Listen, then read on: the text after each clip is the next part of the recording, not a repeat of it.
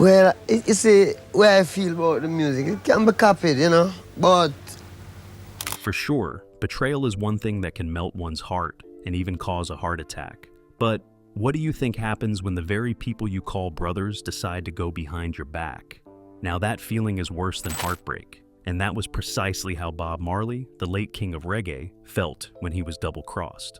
What actually happened? Why did it have to be his own music brothers? What was their reason for this betrayal? Who were these guys? And how was Bob able to manage the whole situation?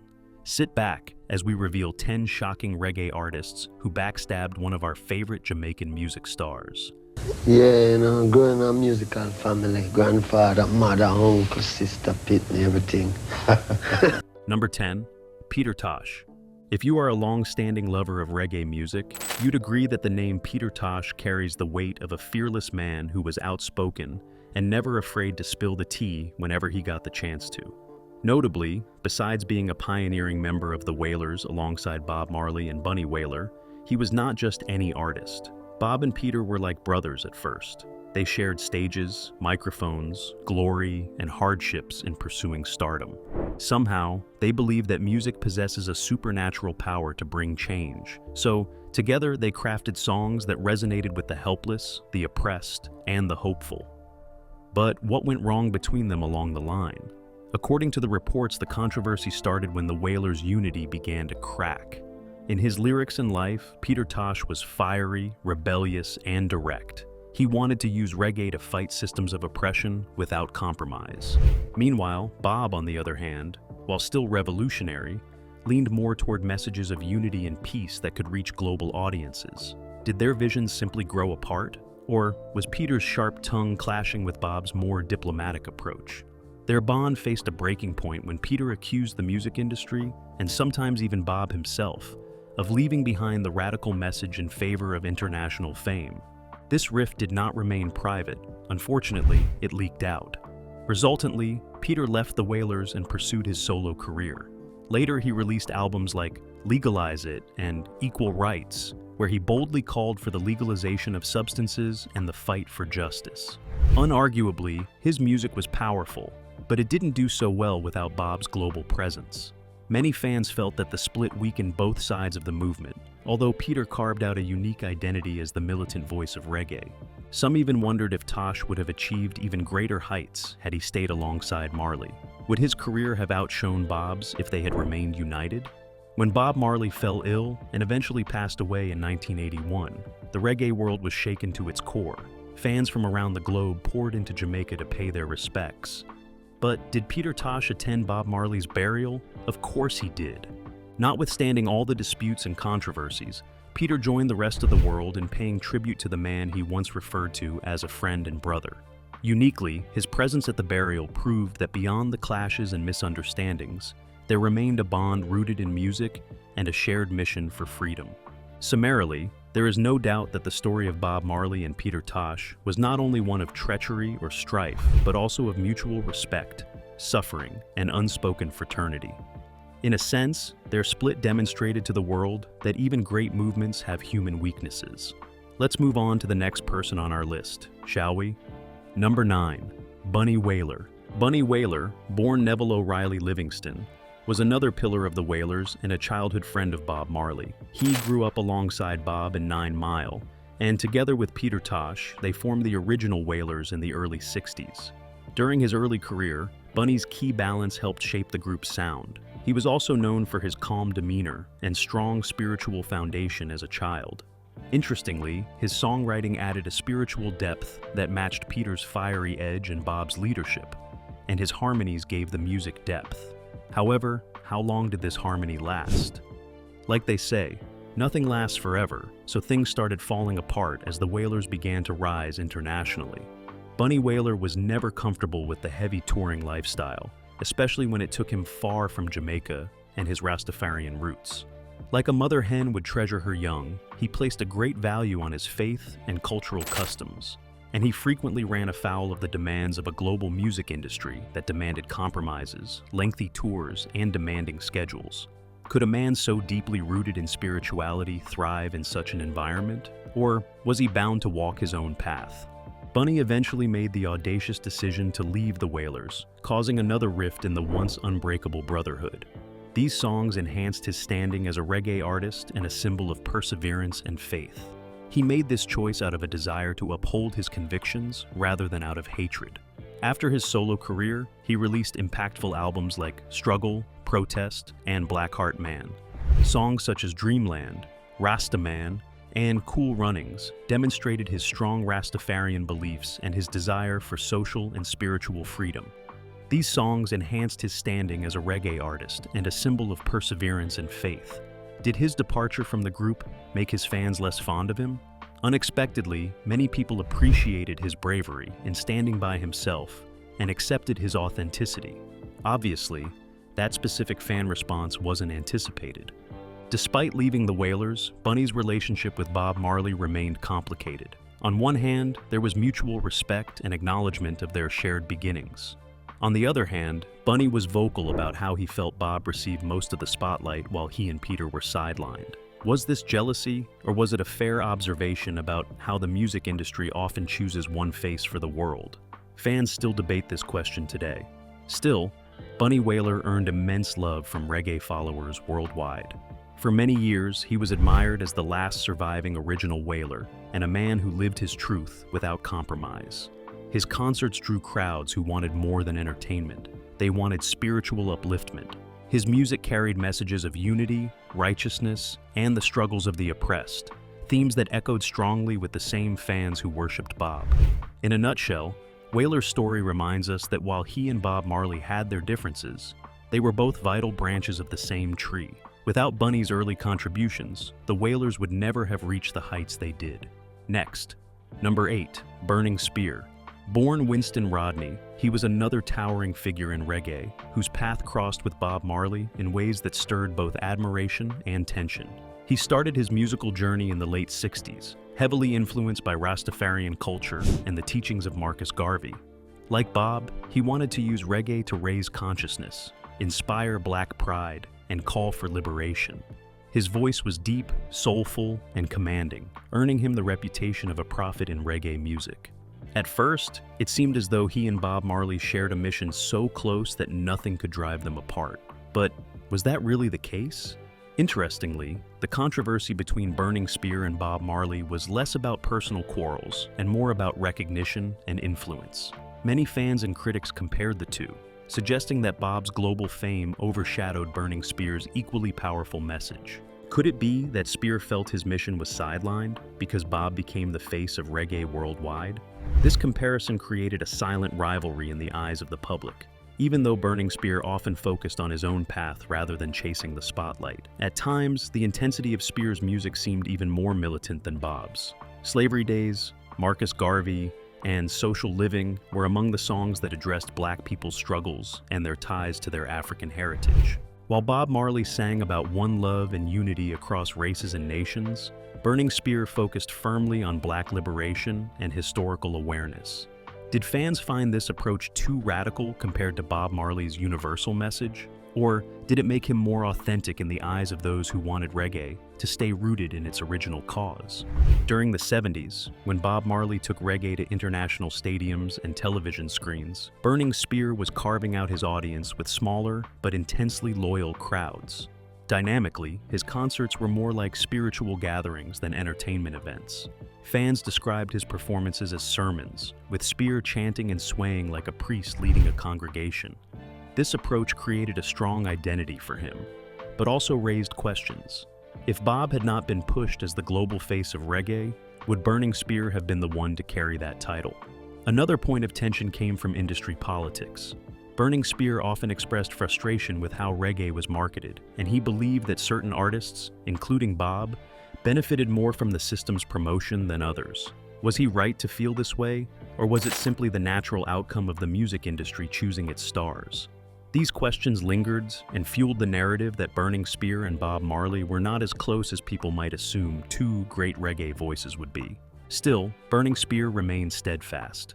He kept releasing albums, performing, and speaking about Marcus Garvey's vision decades after Bob's passing. He never compromised his message for fame or global acceptance. Some might say that was both his strength and his limitation. Fans loved him for staying pure to his roots, even if it meant not reaching the same global heights as Marley. And perhaps that was the real point. It was clear that Burning Spear did not want to be another Bob Marley. Instead, he wanted to be himself, directing his own path in reggae's fire. Do you think reggae needed only one global face? Or was the diversity of voices like Marley and Burning Spear what truly gave the genre its power? Too bad Bob isn't alive to provide us with a better answer. Next, number 7, Jimmy Cliff. Jimmy Cliff was already opening doors before Bob Marley carried reggae to the world's biggest stages. He was the first Jamaican artist to gain international recognition, with songs like Many Rivers to Cross, You Can Get It If You Really Want, and The Harder They Come. His voice was smooth and emotional and had a universal appeal, making him one of the earliest reggae stars. Bob himself admired Jimmy initially, seeing him as someone who had paved the way for Jamaican music beyond the island. But how did admiration turn into distance? And how did the two men's paths begin to clash? The story takes us back to the late 60s and early 70s, when reggae still fought for its place on the global map. Jimmy Cliff had already achieved fame through the movie The Harder They Come, which introduced reggae culture to audiences far beyond Jamaica. This made him a pioneer, but it also placed him in a position that Bob Marley would later come to occupy more firmly. Did Jimmy see Bob as a rising threat to his position as reggae's international face? Or was it the industry that created a competition between them? As Bob Marley's star began to rise in the 70s with the Wailers, tensions started surfacing. Jimmy Cliff was more mainstream and leaned towards songs that could easily cross over into pop markets. On the other hand, Bob blended spirituality, rebellion, and unity in a way that connected deeply with people worldwide. Soon, the spotlight shifted heavily toward Marley, and some critics whispered that Jimmy was left behind. Could it be that Jimmy felt betrayed by the same music scene he helped to build? Fans began to compare the two relentlessly. Jimmy's music was still loved, but Bob Marley became the symbol of reggae. Interviews from that era often show Jimmy defending his position as the first to carry reggae outside Jamaica. He even expressed frustration that Bob was credited with being the pioneer when he believed his own efforts came earlier. Was this frustration a sign of betrayal, or simply the pain of being overshadowed by a younger peer? Despite the tension, Jimmy Cliff continued to build a remarkable career.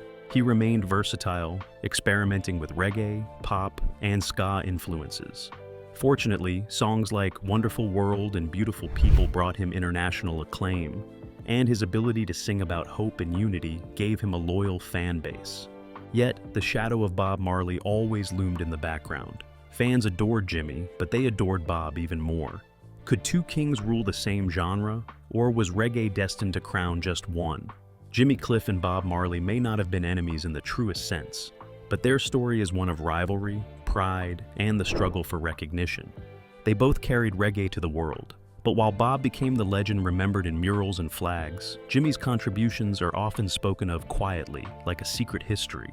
Maybe the real question is not who was greater, but why reggae fans in the industry felt the need to choose when they had great artists as options. Number 6, Lee Barry. Lee Scratch Perry was more than just a reggae artist. He was the mad genius of Jamaican music. Known for his eccentric style, unpredictable behavior, and groundbreaking production skills, he shaped the sound that propelled Bob Marley to global fame.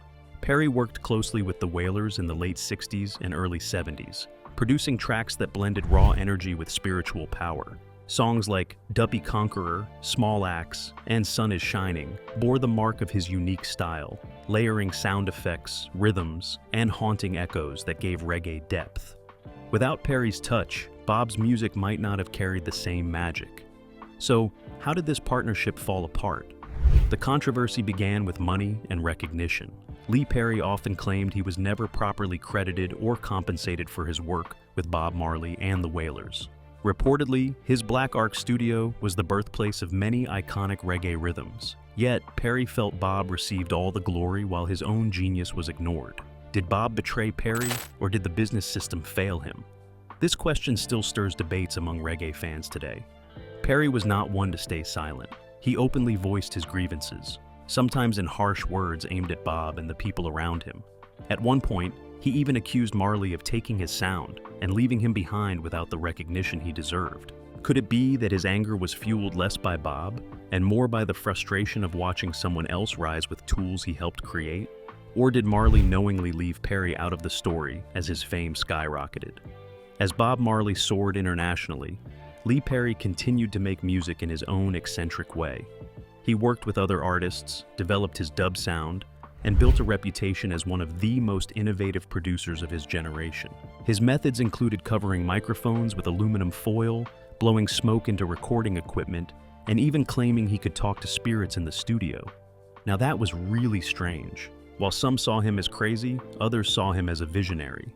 Still, the shadow of his falling out with Bob lingered. Their strained relationship affected how some fans viewed Perry. Many admired him as a genius, but others felt bitterness clouded his legacy. Yet, despite his sharp words, Perry never completely cut Bob out of his narrative. He admitted on occasions that Bob was one of the greatest voices of reggae ever produced, even if he believed he was the one who gave Marley his wings. When Bob passed away, Perry did not hold back his emotions. Though their friendship had fractured, Perry paid respects to Bob's contribution to reggae and acknowledged the loss to the music world. His own career continued for decades, and he earned a Grammy Award later in life, proving that his genius could not be erased, even if controversy followed him everywhere. Lee Scratch Perry's story with Bob Marley is one of brilliance mixed with bitterness, collaboration tangled with conflict. He helped build Marley's sound, only to feel abandoned. Next, number 5, Toots Hibbert.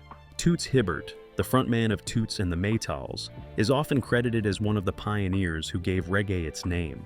His song Do the Reggae, released in the late 60s, was the first track to popularize the term that later defined an entire genre.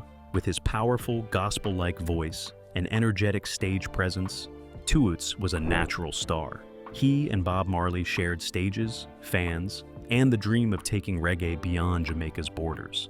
It seemed the two men would carry the movement together for a while, but was there room for both of them at the top? In the early years, fans adored Toots. His songs like Pressure Drop, Monkey Man, and 54 to 46, That's My Number became anthems in Jamaica and overseas.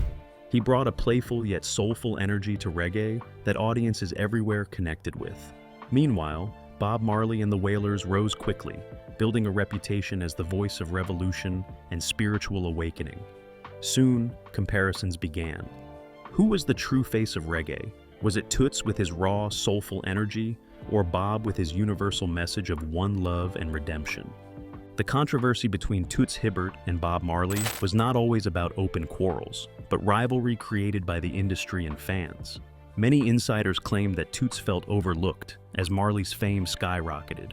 After all, Toots had been the first to put reggae on the international map, yet Bob became the global symbol. Did history betray Toots, or did Bob's music simply connect with broader audiences in a way that Toots's never could? These questions still linger among reggae enthusiasts. For Toots, the challenge was not talent, but timing. When Island Records and producer Chris Blackwell chose to invest heavily in Bob Marley, the label pushed him as the face of reggae. This left artists like Toots in the background, despite their massive contributions.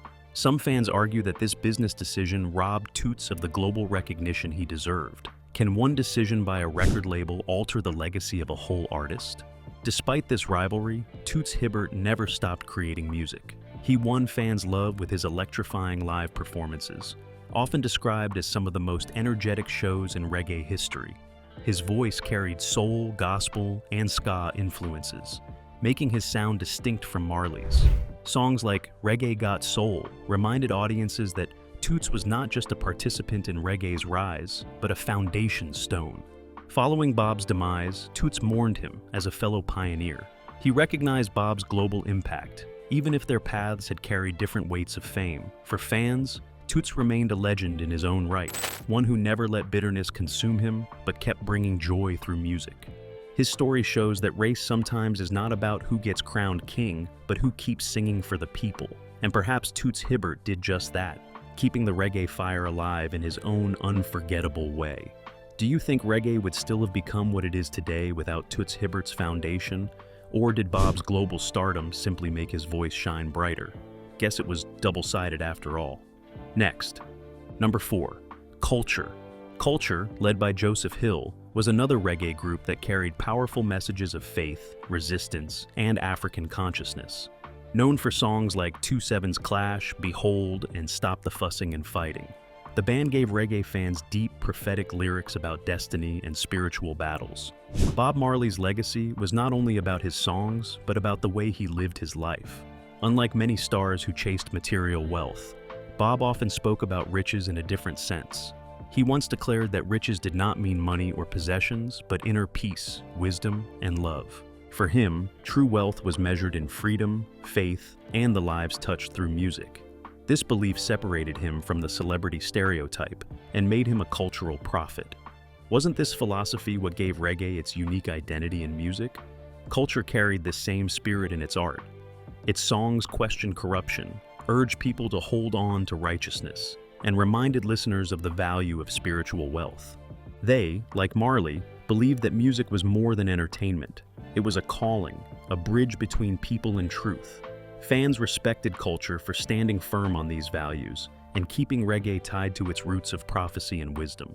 Together, Bob Marley's philosophy of riches and culture's spiritual sound kept reggae from being swallowed by commercialism. They showed that music could outlive fame and fortune when grounded in truth. And isn't that what keeps reggae timeless even today? Number 3, Joe Higgs. Joe Higgs, often called the godfather of reggae, played a role in Bob Marley's life that many fans do not know deeply enough. He was more than just a fellow artist. He was a mentor, a teacher, and in many ways, the guiding hand behind the early growth of the Wailers.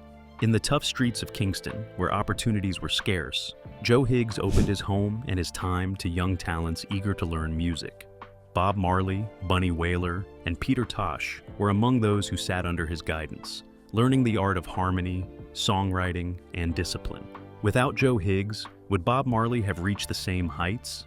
Big Joe believed reggae had to be more than rhythm and beat. He taught Bob and the others that lyrics had power, that songs could move people's hearts and minds. He drilled them on how to use their voices properly, sing in key, and hold their ground in front of tough audiences. He often performed with the Wailers when Bunny Wailer could not tour. In that sense, he was a teacher and a stand-in brother, proving how much he invested in their journey.